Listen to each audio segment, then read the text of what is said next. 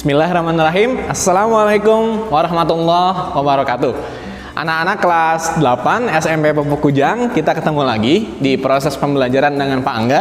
Kita sama-sama akan belajar matematika ya.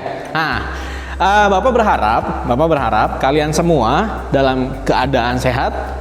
Kemudian Bapak hanya ingin mengingatkan di kondisi BDR seperti ini, spirit belajar kalian harus bagus ya. Dan Bapak ingin ingatkan juga bahwa pastikan bahwa kalian sudah siap untuk belajar agar apa yang Bapak sampaikan dalam video ini kalian bisa memahaminya. Oke, hari ini kita mau belajar nih. Anak-anak perhatiin deh. Penampilan Bapak hari ini ya, memang kesannya ini ada yang aneh sih ya. Jadi yang anehnya ini pakai batik, tapi Bapak Angga pakai apa nih? Gini. Ini sebenarnya adalah simbol apa ya? Simbol Yunani, orang Yunani ya. Orang Yunani masa lalu menjadikan ini sebagai indikator dia itu berasal dari Yunani. Ya, hari ini kita akan belajar matematika yang ada hubungannya dengan orang Yunani. Emang kita mau belajar apa Pak Angga? Nah, sekarang kita akan belajar yang disebut dengan teorema Pythagoras. Gini, Bapak mau kasih tahu ke kalian ya, bahwa si Pythagoras ini ya, dia itu lahir di 570 sebelum Masehi. 570 sebelum Masehi. Jadi kalau sekarang 2021 Masehi, ini sebelumnya lagi. Ya, jadi lama banget ya, si Pythagoras lama banget. Hanya ya, Pythagoras sampai sekarang itu diinget banget. 570 tambah 2021 tuh udah sampai segitunya gitu ya, tapi tetap dia diinget. Nah, Bapak ingin sampaikan gini, Pythagoras dari lahir di 570 sebelum Masehi loh. Tapi sekarang dia sampai sekarang diingat terus. Karena apa?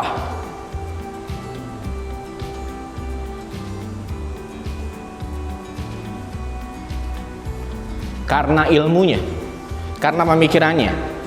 Dalam konteks belajar hari ini pun Bapak ingin sampaikan ke kalian semua, ayo, inilah kita harusnya jadi alasan untuk jadi orang-orang yang berilmu. Karena kita akan bisa dihargai karena punya ilmu. Seperti Pythagoras. Nah, oke. Sekarang detail nih. Kalau ditanya, Pak, apa tentang Pythagoras? Nih, Bapak mau nunjukin suatu keunikan dulu ke kalian. Oke, ya. Nih, ini adalah bentuk ini, ya. Ini adalah bentuk apa coba? Kalau kita lihat dari dua dimensi kan ini sebenarnya persegi ya. Ya, ini Bapak sengaja bawa mainan anak Bapak ya. Ini Bapak potong nih, des. Jadi gini. Ya. Terus Bapak ini ya. Ini sebenarnya kalau kita lihat di dua dimensinya, ini adalah persegi panjang. Ya. Kalau kita slice, kita potong juga, des. Gini, bentuknya gini ya. Yang jadi unik di proses pembelajaran ini adalah kita akan bahas tentang ini. Apa itu? Ini adalah sebuah segitiga yang unik ya. Jadi hari ini kita akan belajar tentang segitiga siku-siku. Segitiga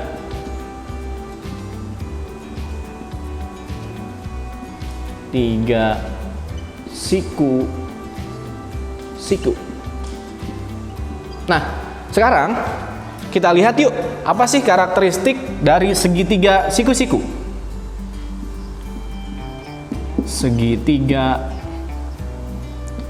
siku-siku. Nah, bentuknya segitiga siku-siku adalah seperti ini ya. Nah, di sini namanya juga segitiga, ada tiga sisi. Yang pertama ya, Yang pertama adalah sisi A, kemudian sisi B, sisi C. Ada 3 karena segitiga siku-siku. Kemudian dalam segitiga siku-siku ini punya karakteristik yang pertama, memiliki 2 sisi yang saling tegak lurus. Ya, saling tegak lurus. Ini. Gini. Kemudian memiliki satu sudut yang besarnya 90 derajat. Tadi tegak lurus itu adalah 90 derajat. Gini. Ya. Nah, Bapak ingin memperkenalkan ke kalian semua, ini sisi yang pertama, ini sisi yang kedua, ini sisi yang ketiga.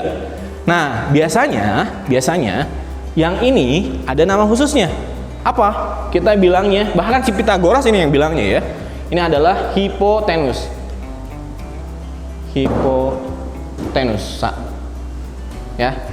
Hipotenus adalah sisi miring. Sisi miring.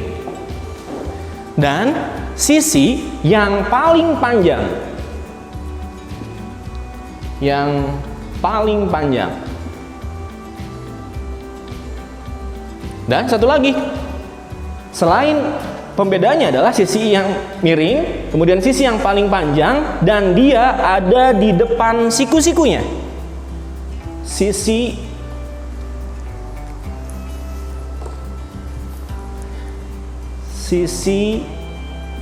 di depan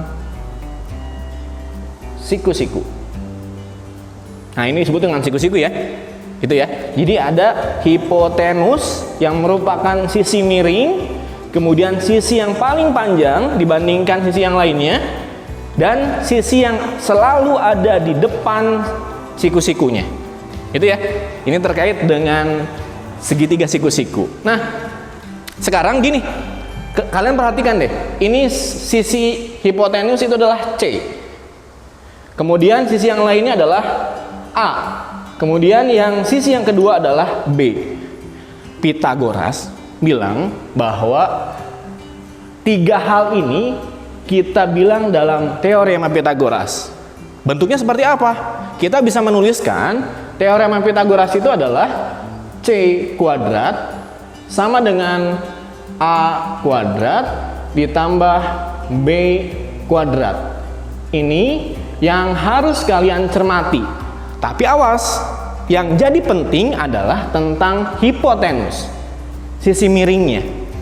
Jadi, kalau suatu saat Bapak menuliskan gini, ya, Bapak menuliskan A di sini, kemudian B di sini, C di sini, maka teorema Pythagoras yang kita tulis bukan seperti ini, tapi harus mengikuti dari gambar yang kita punya. Kalau kita lihat di sini, hipotenusnya yang mana? Hipotenusnya yang A.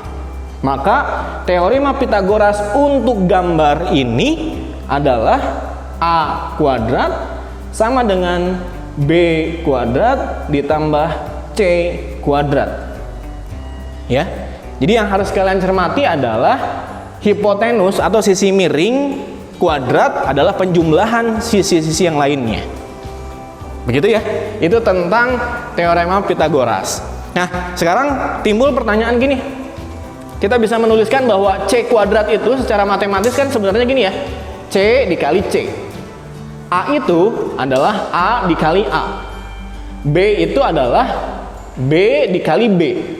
Kalau Bapak tanya ya ke kalian semua ya, bicara tentang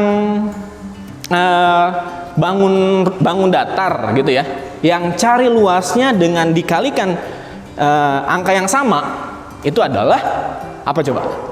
Itu adalah luas untuk persegi. Nah sekarang gini, mungkin timbul pertanyaan sama kalian semua, Pak, kenapa sih kok bentuknya kayak gini sih Pythagoras mikirnya?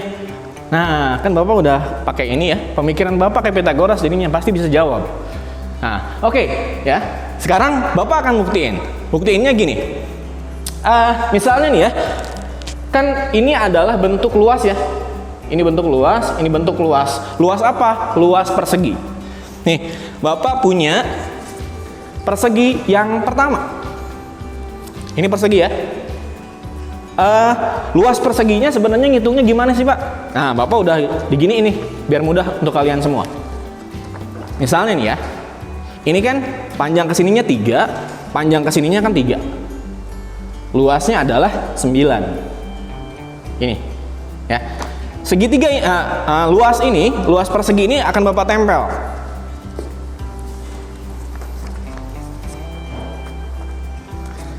Akan Bapak tempelkan di sini.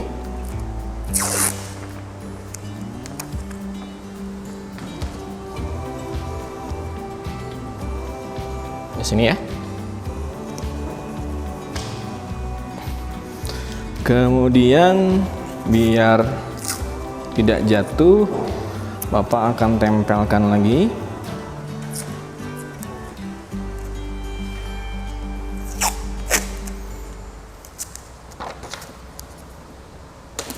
Gini, ini untuk luas persegi yang pertama. Kemudian Bapak punya persegi yang lebih besar. Ini luasnya adalah 16. Kenapa 16 Pak? 4 dikali 4, 16. Bapak tempelkan di sini.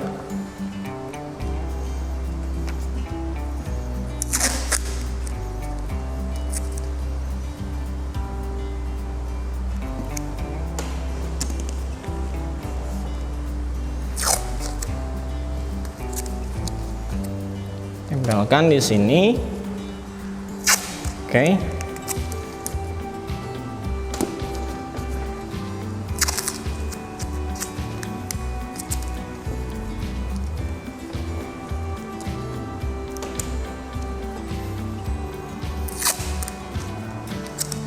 Sini ya.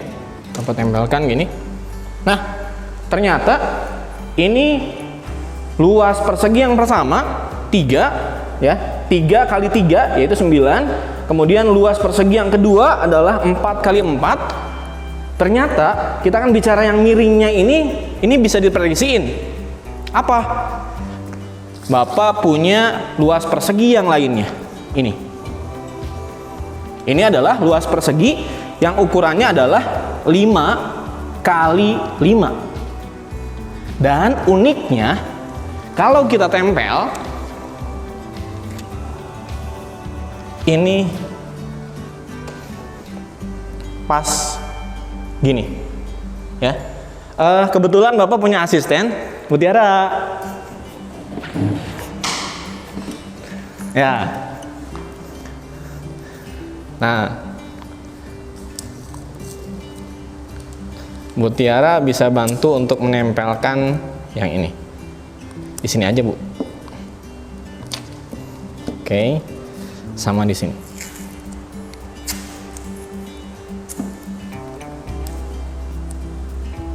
Oke, yang ininya Bu.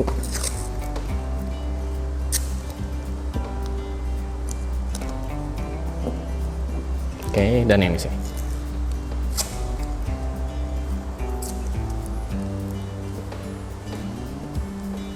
Oke, terima kasih. Nah, dari gambar yang ini kita bisa lihat ini adalah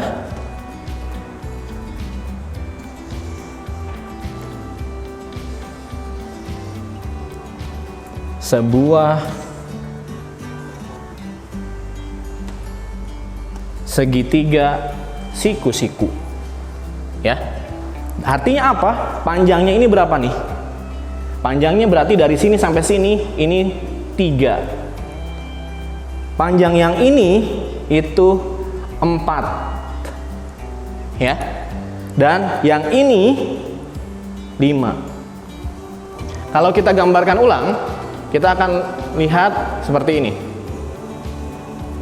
ya. Di sini 3, di sini 4, dan di sini 5. Teorema Pythagoras tadi bilang bahwa hipotenus kuadratnya sama dengan penjumlahan sisi-sisinya. Kita bisa menuliskan, kita buktikan dengan teorema Pythagoras itu nilai C-nya adalah ini. Ya, ini nilai C. Kemudian nilai A-nya ini. Nilai A-nya dan nilai B-nya ini. Kalau kita hitung, kita bisa tulis berarti C kuadrat sama dengan A kuadrat ditambah B kuadrat. Angkanya kita bisa masuk ini. Berarti ya, ini 5 kuadrat sama dengan 3 kuadrat ditambah 4 kuadrat. 5 kuadrat itu berarti 5 kali 5, hasilnya adalah 25, sama dengan ini 9 dan ini 16. Kalau ini dijumlahkan, hasilnya adalah 25. Berarti betul ya, bahwa teorema Pythagoras itu nilainya, bentuknya adalah C kuadrat sama dengan A kuadrat ditambah B kuadrat, dengan C adalah sisi miringnya. Nah, inilah yang dibahas secara umum oleh Pythagoras, dan inilah yang menjadi materi dasar dari pembelajaran matematika atau bahkan apapun ya.